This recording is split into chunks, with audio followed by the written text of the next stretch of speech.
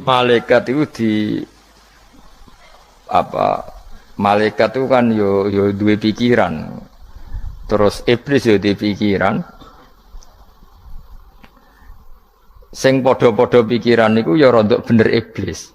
Pikirane lho ya. Tapi nurute bener malaikat. Jadi umpama agama kanut pikiran ya bener iblis. Mergo cara berpikir iblis iku Adam ku sangka lemah, aku sangka api. Berarti keren aku.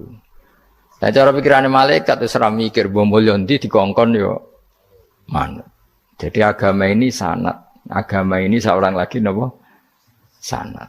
Sakjane cara tauhid ya keberatan. Aku ana istilah Baitullah ya keberatan. Wong Baitullah maknane omahe Allah sing takok. Allah manggon wirdi ning Ka'bah. Jadi kita harus ngikuti ulama. Dikatakan Baitullah itu nama penghormatan. Sesuatu itu mulia, maka disebut Baitullah. Bukan berarti Allah nempat di situ. Mergo Allah ndak butuh napa? Tempat. Jadi itu kan jelimet, Mang. Lagi-lagi yang tahu itu ulama. Masjid ya dikatakan Baitullah. Nah misalnya iki masjidnya pangeran, malah nambah mana nih lucu. Masjidnya pangeran, jadi iki tempat sujudnya pangeran. Nah, kacau kan? Tapi berhubung wong ra paham alhamdulillah demun iki masjidnya pangeran. Jajal makna nih bahasa Arab. Iki masjidnya pangeran, makna nih terjemah. Iki tempat kacau. Ini baru kayak bodoh ora roh nek iku kacau. Jadi kacau. Ya mulane anut ulama. Jadi darani Baitullah apa dikatakan daleme Allah maknane apa idhofatut tasyrif. Napa idhofatut tasyrif maknane omah sing mulia sampai diistilahno daleme Allah. Kalau dalam ngaji-ngaji ulama itu agama ini dari awal unik. Allah melarang sujud kepada batu. Tapi kita sholat itu madhep Ka'bah. Kemudian juga ada batu. Makanya kita harus menanamkan bahwa semua sujud itu lillahi ta'ala. Dan soal ada arah, ya penting arah. Nggak mau arah madhep segoro kidul, wah repot. Jadi arah itu mau dipakai kesepakatan untuk menunjukkan kalau kita muslim, arahnya sujud itu ke Ka'bah. Tapi tetap sujud kita hanya lillahi ta'alanya karena Allah. Kanjeng Nabi nanti takok wong Yahudi, Muhammad nak langit bumi ku sok ben hancur pas kiamat. Terus manusa sing mati mulai Adam sementara ditakok endi? Jadi nak takok ngono mirip so. Mirip Yahudi. Nak mirip Sugair apa? Nak mirip ngamure. Jadi agama ini selalu disoal pakai akal. Jadi agama tanpa akal ya iso berdiri, tapi kalau terlalu bawa akal itu ya repot. Ya makanya tadi itu pentingnya riwayat. Seorang lagi pentingnya apa? Riwayat. Makanya coro Imam Malik itu enggak suka sama agama di logika itu enggak suka. Karena nanti orang yang punya logika terus merasa lebih punya otoritas terhadap apa? Agama. Ya wis sesuai ngono agama iku angel oleh nerangno sampean agama iku. Sampeyan saiki tak bedheki. Nabi Adam diusir kondi. Swarga. Terus swargane Nabi Adam saiki didakoni. Mergo swarga iku luase sak langit bumi. Lah nek iku saiki didakoni ndi wong. Swarga lebih luas ketimbang langit. Kan enggak mungkin sesuatu yang luas diletakkan di yang sempit. So, akhirnya Mu'tazilah gak percaya anane swarga zaman Nabi Adam. Jadi swarga sing cerita Adam itu tidak sama dengan surga yang nanti arduhas samawati wal ard. Jare ahli sunnah ya sono. Lah ning ndi wis ra roh pokoke ono. Ya itu kan sama-sama terus diterusno wong debat. Ya sudah guys. Nak cara aku wis mlebu sik kok gampang nerangno nek wis bar roh. Secara teori kan gitu, ora roh kok nerangno sak usih. Bro. Ya sudah, sampeyan bu swarga wae lagi apa? Lagi nerangno. Pas aku nerangno kowe ra ning swarga, ya wis ra ketemu. Wis kono enak nang cangkem elek ngono wis aku ben nerangno kowe ra ning kono, ya wis akhire gak. Apa cocokan sampeyan? Aku tak nerangno swarga lah sing kono ben nerangno neraka. perkara neraka. Agama itu unik. Ya karena tadi apa ya? Dari awal agama ini di kaum yakilun, tapi akal yang berlebihan itu ya mengganggu agama. Ya sudah, makanya saya ulang lagi itu riwayat ya. Sebagian ini apa? Riwayat. Inna hadzal ilma dinun fangzuru amman ta'khuduna dinakum. Agama ini ilmu. Kemudian kamu harus dari sanad yang benar, ya. Dari sanad yang apa? Dari sanad yang benar. Ya sudah seperti itu.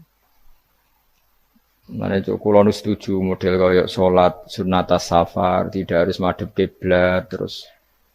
Jadi agama ini sudah unik. Misalnya gini, sholat fardu kan wajib kiblat, tapi ada sholat yang nggak usah madhep kiblat, yaitu sunat safar. Misalnya orang di pesawat gini.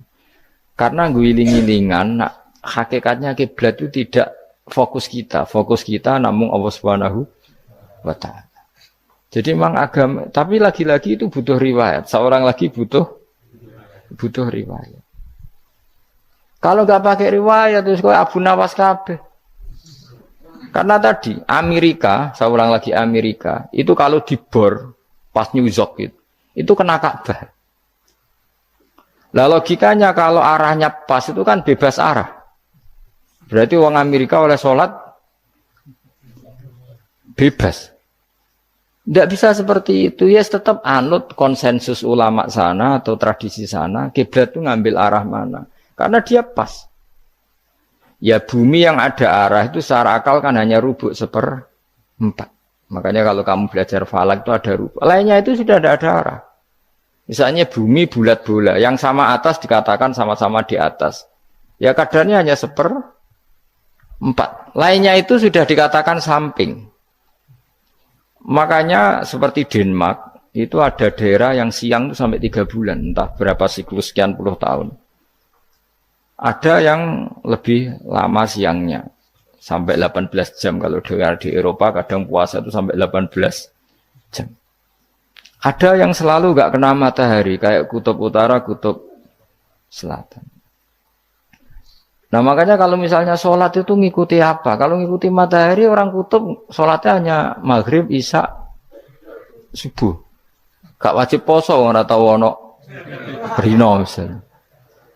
Ya tidak bisa seperti itu. Jadi kalau nuruti logika kan terus berdebat terus.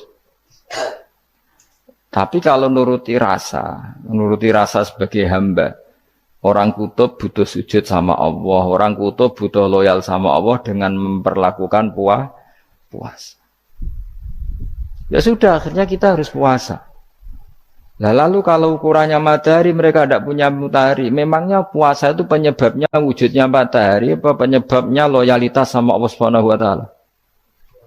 Loyalitas. Kalau penyebabnya matahari ya, berarti kalau nggak ada matahari, nggak usah apa? Tidak usah seperti itu cara berpikir, makanya ngikuti ulama. Karena ulama yang tahu tradisinya Allah dan Rasul.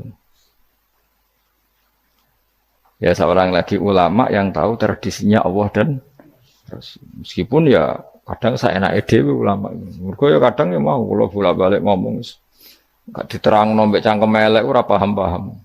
Makanya masyhur itu ada kiai di debat sama orang rodok PKI. Pak Kiai, kalau setan dari api masuk api kan biasa. Terus susahnya apa? Mau materinya dari api. Terus Kiai itu mek lemah, swawarna raine. Loro cung, nggih sakit. Jare wong kok lemah, kena lemah kok loro. Karena serak kena diterangno. Manusia materinya kan dari tanah, berarti kena dipendem urip-uripan. Piye ya? Ya loro ya. Lah ya jare kok lemah kok dipendem ning lemah kok. Karena dijelaskan pakai lisan yang baik, gak paham-paham. Sebenarnya kita ini ingin selalu baik, tapi ada orang-orang yang diterangkan cara baik-baik itu. Wah, kayak misalnya ono wong kondo, Gus kula nu bojo kula cerewet ngene-ngene, apike kula pegat dicereweti bojo mbek diarani duda lara ndi. Oh lara diarani duda isen. Kue payu rabi dicereweti, ambek ra payu rabi jomblo, sakit mana? Sakit distatuskan jomblo. Malah kena dicereweti sabar prestasi baru. Mesti Wong ku diwolak-walik. Lan jar wis kula tak malan kula seneng mbek Imam Syafi'i. Kowe dirasani wong ning ngarepmu, diomongi, ambek dirasani seneng ndi? Seneng dirasani cara kowe. Cara Imam Syafi'i bukti ke wibawa, buktine ngomong ning ngarepmu rawani. Jadi Imam Syafi'i itu rileks urip. Ya Aba Abdillah, orang yang tadi muji-muji jenengan itu kalau di luar maki-maki jenengan. Jadi alhamdulillah. Kok bisa itu kan bukan pengkhianatan. Berarti saya wibawa, di depan saya enggak berani itu. Wong iku sowan Imam Syafi'i, ya cium tangan ya hormat. Tapi setelah di luar menghujat. Singkat cerita dilaporkan ke Imam Syafi'i. Orang yang tadi nyium tangannya jenengan itu di luar ngerasani jenengan. Jadi Imam Syafi'i, alhamdulillah berarti aku wibawa, mendengar kurawani. Ya dianggap enteng saja.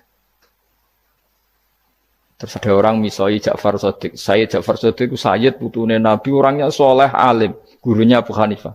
Di antaranya gurunya Abu Hanifah itu Sayyid Ja'far Shadiq. Itu kalau dihujat orang diomongin ini, dimaki-maki, sampai ke rumah. Pas mau masuk rumah, kamu masih ingin maki-maki saya? Iya, tak tunggu sampai selesai. Setelah selesai, sudah, sampun, sudah. Masih emosi orang, sudah. Kamu misoi saya berdasar apa yang kamu ketahui. Yang tidak kamu ketahui lebih banyak, maka saya tunggu. Izin. Izin sampai terus ketika ditanya, kenapa engkau sabar ketika jenengan saya pisui? Orang ini akhirnya tobat, mencium tangannya, mencium lututnya. Jawab saya Ja'far Shadiq ini. Aturahu tu'sokurhan, aturahu yu'sokurhan. Kowe ora ngrafaham kalimat itu, tapi tak terangkan ben dadi wali. Kowe roh pangeran. Ya tahu. Sing durakani pangeran tuh banyak enggak, yang maksiati pangeran tuh banyak enggak? Banyak. Lah yung pangeran sing di langit bumi wae dimaksiati, apa meneh terima aku. Akhirnya terus jadi orang-orang soleh itu cara berpikir itu di luar kapasitas kamu. Apa ya? Mereka itu hanya Allah, taunya itu hanya Allah. Aku kan enggak egois, harga diri. Mana ada agama berdasar harga diri itu kalau dalam bahasa Arab disebut hamiyat al-jahiliyah itu gengsi nopo jahili. Makanya ketika saya berkali-kali cerita itu, ada seorang ulama dipanggil tetangganya, nom. Setelah sampai situ, sudah kembali saya tidak butuh kamu. Setelah sampai rumah dipanggil lagi, sudah kembali lagi sampai 3 kali. Ulamanya yang tetap ceria, tetap nyaman. Ketika ditanya, kenapa engkau tetap nyaman? Wahai pemuda, kamu itu tetangga saya. Kata Allah dan Rasul, nak kue iman be Allah Rasul, kon ngapi itu tangga. Kon ngundang aku ya teko. Ya seneng nuruti perintahnya. Ketika kamu nyuruh saya kembali, ya saya kembali. Memang itu keinginan kamu. Kue tanggaku, aku kon nurut be tangga. Aku ora urusane mbek kowe. Aku mau nyaman mbek perintahe. Oh, nangis pemuda tadi itu tobat. Kalau kamu kan warga diri, orang kok dipimpong. Ini gak bakat wali blas. Jadi orang dulu itu nyaman. Karena pikirannya namun Allah Subhanahu wa ta'ala. Umar bin Abdul Aziz itu termasuk khalifah paling soleh setelah periode sahabat. Itu mau kapundhut itu santai. Ketika keluarganya menangis, kenapa kamu menangisi saya? Ya karena engkau mau mati. Memangnya kalau mati mau kemana aja? Ila khairi madhubin ilaih, kedat terbaik. Terus aku mbok kon urip awar kowe gak jelas iso ngrumat aku ta ora. Anak Allah malah jelas. Saiki apik ndi urip mbek wong ora jelas sampai sing jelas. Ya wis kapundhut. Kowe kan gak mati ku wedi. Dosane akeh. Lah mungkin nek urip terus ra dosa apa to kan. Gaya tok wis. Dosa kula cek kathah Gus kok mati terus. Ya malah apik mati biar dosa meneh. Biasa wae nek apik mati biasa karena potensinya kamu urip suwi ku dosane apa taat meneh. Ya jawab. Potensine. Dosa meneh apa taat meneh? Apa ya dosa ya taat. Terus pas mati pas taat atau pas dosa? Ora usah ngono biasa ya. Ape mati ae matur pangeran Gusti nak saene mati nggih. Mati mawon nak saene urip nggih. Urip mawon Gusti semua anut jenengan wis. Zaman kula urip sing ngrumat nggih jenengan mungkin sampun mati sing ngelola nggih napa? Jenengan pun donya sing ngurusin jenengan. Kan sebenarnya kalau kita berpikir gitu kan nyaman. Zaman kamu hidup yang mengendalikan jantung, paru-paru, oksigen juga Allah. Dan kamu nggak tahu caranya, tahu-tahu hidup. Tapi setelah mati dikubur kamu iskal. Lalu sistem pernafasan saya gimana setelah saya mati? Memangnya zaman yang dunia kowe roh. Oh karena ada oksigen. Nah, terus oksigen wujudnya karena apa kowe ya ora roh. Oksigen dari zat gini lah zat iku kok sapa ya ora roh. Mau gaya tok ngomong mau tetep akhirnya ora roh. Lan kadang kula gawok mbek wong goblok wis ora roh kabeh dari awal mau alam semoga iku gak usah nerang. Nah, artinya gini, kalau zaman di dunia kamu tidak bisa mengelola diri kamu sendiri, juga sama setelah mati tidak bisa mengelola diri kamu sendiri. Semua itu al-amru biyadil, semua itu dalam kekuasaan Allah Subhanahu wa ta'ala. Ya sudah, alaihi tawakkaltu wa ilaihi unib. Ya sudah, kita pasrah saja dan kita hanya kembali kepada Allah Subhanahu wa ta'ala. Ya sudah, itu agama. Tapi nak bawa logika pakai akal. Wah itu orang mati itu sudah nggak bisa apa-apa, sudah jadi tanah gini-gini. Nah, masalah catekar yang ngerti, nah, jadi tanah itu tidak bisa apa-apa. Tapi masalahnya kita ini dikendalikan oleh zat yang bisa mengelola semua. Yaitu Nabi Adam diciptakan juga dari tanah. Ya sudah hanya berdasar riwayat itu yang kita akhirnya meyakini setelah kita mati juga bisa hidup lagi. Iki rasa kuwatir, iblis itu ya dhaif, iblis ya lemah. Nyatane ya kowe tetep ngaji jalalan. Berarti ora sukses menyesatkan. Kodang di kowe iblis. Ya kodang sampean, dikon ra ngaji tetep ngaji. Dikon paham tetep ra paham. Berarti iblis itu enggak keren loh. Betul, saya setiap melihat orang sholat itu menyaksikan kekalahan apa? Iblis. Jadi iblis itu ya kalah ora kok hebat ya ora. Biasa mawon, ora usah sing hebat ya namung pangeran. Dari awal iblis wis menyerah ngadepi orang sing ikhlas. Ikhlas itu dimulai dari awal. Cara bahasa Inggris pokoke hilir sampai hulu sampai hilir kudu ikhlas kabeh. Misale kita duit, yakin nek iku wae Allah. Sehingga kita ketika ngasihkan orang itu kamu enggak merasa itu milik kamu. Sehingga enggak gampang ngundat. Selagi itu kamu benar keduanya awalnya salah itu masih mungkin tidak ikhlas. Uang ini milik saya, tak kasihkan kamu dengan ikhlas. Kalimat milik saya ini menjadikan suatu saat kamu jadi undat-undat karena milik saya. Tapi kalau ikhlasnya dari depan, uang ini milik Allah, ilmunya bahak milik Allah. Terus tak kasihkan kamu juga hambanya. Dari awal kan merasa saya tidak punya apa-apa. Tapi selagi saya ikhlasnya hanya separuh. Ilmu saya tak kasihkan kamu karena Allah, berarti masih potensi enggak ikhlas ya. Jadi kalau ngelatih ikhlas itu harus dua-duanya. Kamu punya uang milik Allah, punya ilmu milik Allah, punya jabatan milik Allah, kemudian kamu kasihkan sesuai perintah Allah, itu lebih mudah ikhlas karena la haula wala quwata illa billah. Selagi masih separuh saja salah, itu potensi berikutnya juga ikut salah. Misalnya aku ngurmat yatim kok ikhlas, duitku tak kena. Kata duitku itu menjadikan suatu saat. Dulu tak rumat, saiki jebule lali aku. Tapi kalau alhamdulillah saya pernah digerakkan Allah ngurmat yatim dengan milik Allah juga. Sehingga kita sekedar pernah melakukan ketaatan ini senang. Enggak penting berikutnya anak yatim ini nanti peduli kita apa enggak, enggak penting. Yaitu ikhlas ya. Ikhlas itu sesuatu yang semuanya lillahi ta'ala ya, dan inna sholati wa nusuki wa mahyaya wa mamati lillahi rabbil alamin. Masyhur itu khilafnya ulama. Apakah malaikat itu termasuk umatnya Kanjeng Nabi Muhammad sallallahu alaihi wasallam? Ada ulama yang mengatakan cara pandang Nabi diutus itu untuk mensolehkan yang tidak soleh atau mensolehkan yang potensi tidak soleh. Kan orang itu ada dua, ada yang memang tidak soleh disolehkan. Ada yang potensi tidak soleh. Sebetulnya sudah soleh, tapi potensi juga tidak soleh. Terus disolehkan. Nah, malaikat ini kan tidak berpotensi maksiat, sehingga enggak butuh nabi.